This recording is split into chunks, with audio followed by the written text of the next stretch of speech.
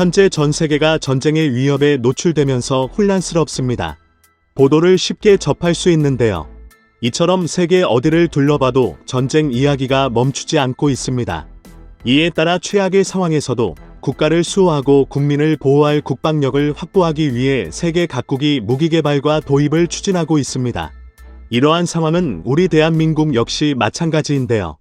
내해 전년도를 훨씬 뛰어넘는 국방예산 증액을 거듭하면서 군사력을 강화하고 있는데요. 보병이 사용할 기관총부터 신군함과 전투기까지 거의 모든 종류의 무기를 신규 도입하면서 군사혁신을 거듭하고 있습니다. 하지만 일각에서는 우리가 아무리 새 무기를 개발하고 도입하더라도 소용이 없다고 말합니다.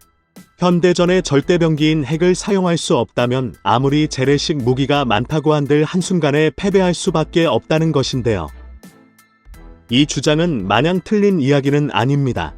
재래식 전력은 일반적인 군사분쟁과 평시의 전쟁 억지에서는 쓸모가 있을지 몰라도 전면전을 억제하거나 상대의 침략 의지를 꺾는 데는 그다지 효과가 없기 때문입니다. 그래서 최근 한국 여기 핵무기를 확보해야 한다는 주장에 우리 국민들이 크게 공감하고 있는데요.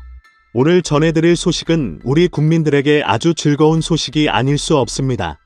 바로 대한민국이 핵무장의 요람이 될 수 있는 초거대 핵연구소의 건설을 진행 중인데다 우리 기술진들이 획기적인 핵융합 기술력을 확보했기 때문입니다. 하지만 아무리 대한민국의 핵무장을 원하는 이들이라도 대한민국의 핵기술이 어느 정도 수준인지를 알아보는 것은 쉽지 않습니다. 그래서 준비했습니다. 오늘은 대한민국이 핵확산 방지 조약을 지키면서 핵무기를 만들 수 있는 방법에 대해 알아보겠습니다. 2022년 상반기 국방과학연구소의 상반기 공개 채용이 시작됐습니다. 공시에 따르면 무려 163명을 일시에 모집합니다. 특히 박사급 인력이 29명, 석사급 인력이 57명, 기술직이 38명에 달하는데요. 이 정도 인력이면 연구소 하나를 충분히 차리고도 남을 민력입니다. 그리고 이렇게 국방과학기술연구소의 인력이 확충되고 있다는 것은 그만큼 많은 국방사업이 진행되고 있다는 의미입니다. 미사일이나 레이저, 드론 같은 첨단 무기는 물론 고성능 폭약과 화포, 레이더 등 각종 무기의 탐색 개발이 연구될 것으로 보이는데요. 그러나 단 한 가지 기술만큼은 국방과학기술연구소에서 다루기 어렵습니다. 그것은 바로 핵입니다. 핵확산방지조약 NPT에 가입한 대한민국은 오로지 평화적 목적으로만 핵에너지를 사용할 수 있기 때문에 핵을 무기로 만들 수 없습니다. 그나마 개발이 가능한 것은 원자로를 이용해 추진할 수 있는 원자력 추진 군함이나 잠수함 정도인데요. 하지만 이마저도 재농축 제한에 묶여 있어 제대로 개발하지 못하고 있습니다. 이 때문에 최근까지 한국은 절대 핵무장을 할 수 없을 것이 일반적인 국제상식이었습니다. 그러나 이제는 아닙니다. 지난 2015년 한미 원자력 협정이 개정되면서 핵물질을 20% 수준으로 농축할 수 있게 된 이후 우리 연구진은 저농축 핵연료를 사용할 수 있는 차세대 원자로를 개발하는 데 최선을 다했습니다.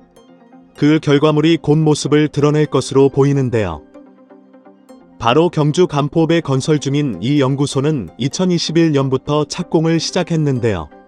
이곳에는 우리 연구진이 설계한 소형 모를 원자로 SMR 아라가 건설입니다.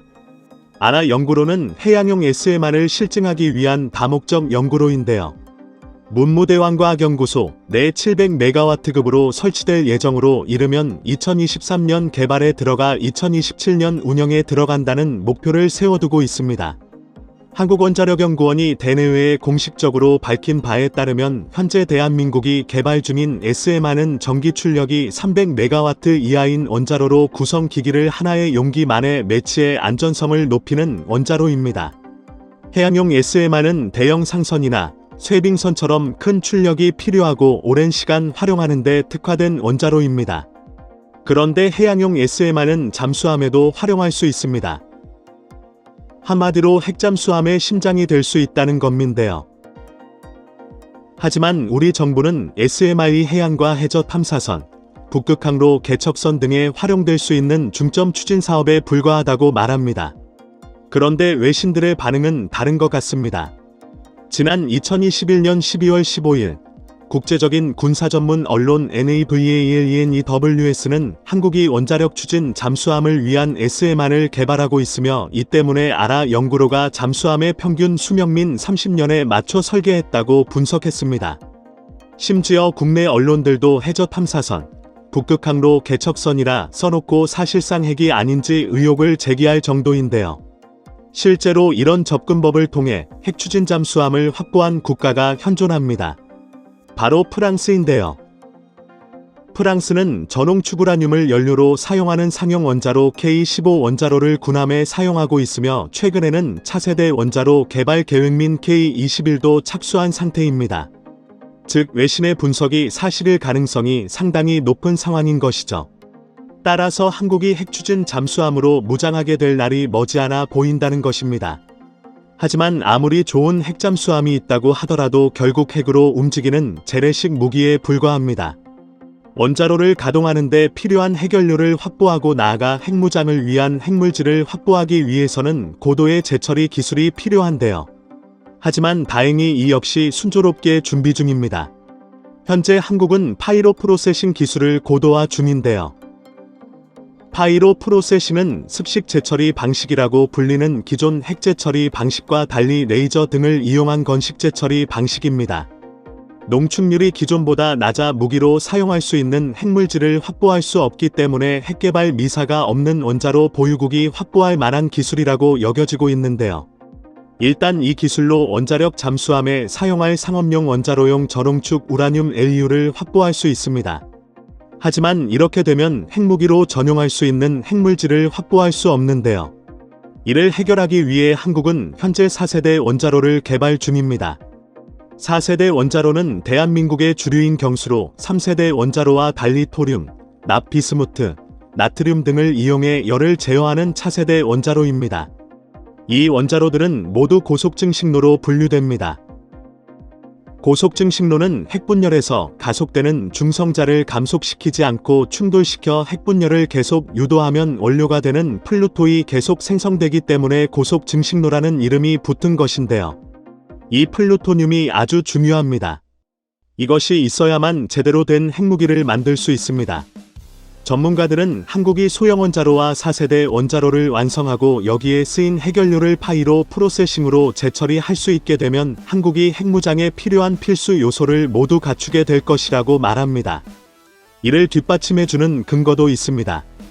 바로 한국은 핵탄두를 탑재할 수 있는 중장거리 탄도미사일 핵탄두를 쓸 플랫폼인 SLBM이 발사 가능한 잠수함 등 부족하나마 모든 요소를 다 갖췄습니다.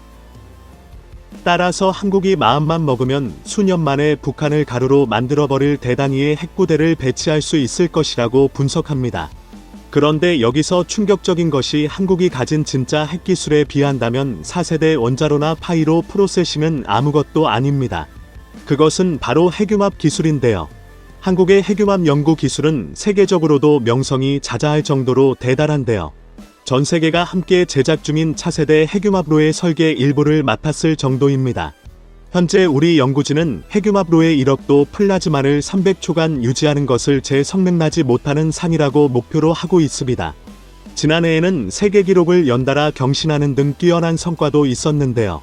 하지만 따져야 할 게 아직 많습니다. 바로 1억도 이상으로 뜨거운 플라즈마를 어떻게 오랫동안 안정적으로 가둬두느냐 하는 것입니다.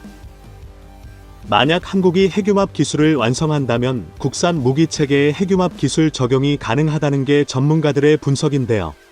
보통 원자로는 핵분열이 발생하는 에너지로 추진 에너지를 얻는 방식입니다. 핵융합로 역시 핵융합 시 발생하는 엄청난 열을 이용해 추진 에너지로 변환해 사용하는 방식인데요. 그 중에서 가장 중요한 것이 토카막과 스텔러레이터라 불리는 핵융합 가둠 장치입니다.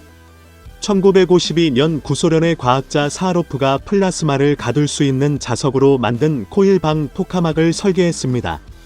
그리고 그보다 앞선 1951년 미국 프린스턴 대학교의 리만 스피츠가 미비우스의 꼬임 장치인 스텔러레이터를 설계했습니다. 스텔러레이터보다 토카막을 더 집중해 연구하고 있습니다. 그 이유는 상대적으로 토카막이 실용화 가능성이 높기 때문인데요. 우리나라를 비롯해 유럽연합, 미국, 러시아, 일본, 중국, 인도 등 세계 7개국이 공동으로 프랑스에 건설 중인 초대형 국제핵융합 실험로 이터 ITER가 대표적인 토카막 장치입니다. ITER는 인류 역사상 최대 규모의 핵융합 프로젝트로 불립니다. 사실 다른 군사 선진국들은 핵융합 기술에 박차를 가하고 있습니다. 그중 이 기술을 선도하는 나라는 일본입니다. 일본은 1950년대 말부터 핵융합 에너지 연구를 시작해 1970년대 JT-60 토카막 연구시설을 건설한 핵융합 분야 선도국입니다. 토카막의 장점은 구조가 단순해 건설이 쉽고 적은 비용으로 제작과 유지 보수를 할 수 있습니다. 하지만 고용량의 플라즈마 전류를 장시간 만점적으로 유지하고 정밀하게 제어하기 어렵다는 단점도 있습니다. 때문에 토카막 장치에서 고온의 플라즈마를 얼마나 오랫동안 붙잡아 두면서 제어할 수 있는지가 핵융합 반응의 성패를 가르는 열쇠인데요. 아직은 토카막이 성능과 상용화 가능성 측면에서 스텔러레이터보다 우세합니다. 우리의 핵융합로인 KSTAR 작동 방식 역시 이 토카막을 사용하는데요. 이런 내용이 생소해서 이해하기 어려우신 분들이 많으실 텐데 더 쉽게 말하면 이온을 토카막의 벽면이 아닌 공중에 부양시켜 고속 회전시키며 핵융합을 유도합니다. 그 과정에서 벽면으로 전해지는 고열을 내부 벽면에 부착한 탄소 타일이 견디는 방식입니다. 이렇게 1억도의 이온을 공중에 띄움으로써 녹는 점 3550도의 탄소 타일로도 버텨내는 방식입니다. 이때 얻는 에너지를 추진동력으로 사용하는 것인데요. 그런데 이 분야에서 최근 한국이 다른 나라는 달성하지 못하는 경악할 만한 성과를 얻었습니다. 또 한국은 다른 나라들과 달리 비교적 저렴한 탄소 디버터를 사용해온 탓에 토카막 쓰레기 생성 비율을 낮추는 연구와 이온 온도 1억도를 30초간 유지하는 실험에 성공했는데요. 주요 경쟁국들은 비싼 텅스텐 디버터로도 이온 온도 1억도 30초 유지를 달성하지 못한 반면 한국은 저렴한 탄소 디버터로도 해낸 것이죠. 이는 시사하는 바가 매우 큰데요. 성능이 떨어지는 탄소 디버터로 다른 나라들은 못하는 기록을 세운 한국의 기술력이라면 그보다 우수하다고 평가받는 텅스텐 디버터를 적용하면 1억도 유지 시간이 더 늘어날 수 있다는 것입니다. 그래서 KSTAR는 운전시간 연장을 위해 전원장치를 개선하고 내벽 온도 상승을 억제할 텅스텐 디버터 설치를 계획 중입니다. 한국 기술진의 최대 목표는 1억도의 온도에서 300초간 유지하는 것인데요. 이렇게 되면 핵융합로가 안정화 상태에 가깝기 때문에 다른 무기체계로도 전용이 가능해집니다. 이 때문에 한국의 핵융합 기술에 전 세계가 주목하고 있는 상황입니다. 과거 힘이 없던 한국은 강대국들의 압박으로 핵개발을 못하는 국가로 전락했습니다.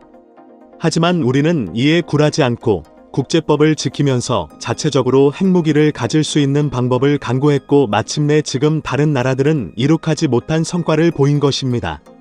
여러분의 생각은 어떠신가요?